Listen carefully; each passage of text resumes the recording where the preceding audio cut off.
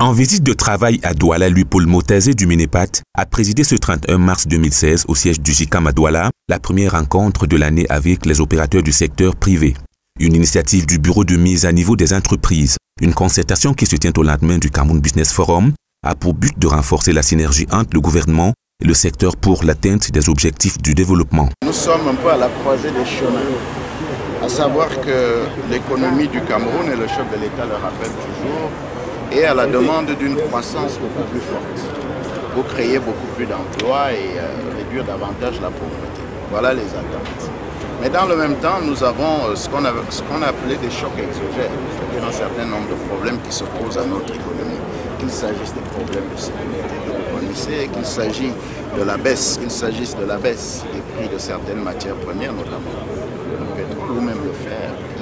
ce qui nous empêche de lancer comme on aurait voulu attendre le projet de l'exploitation du fer de Douala. Dans un contexte marqué par la baisse des cours de matières premières, la perspective de l'entrée en vigueur de l'accord de partenariat économique. C'est une plateforme qui permet d'identifier les éléments de vérification de l'économie et la consolidation de la croissance. Le Minepat, par la suite, touchera du doigt la situation de quelques entreprises privées pour s'appréhender de la qualité, la quantité et la capacité de production de celles-ci, ce qui interpelle les chefs d'entreprise.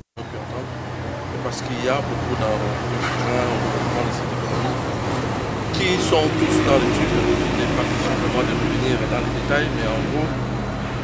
c'est une économie qui a effectivement des problèmes de coûts de facteurs qui sont très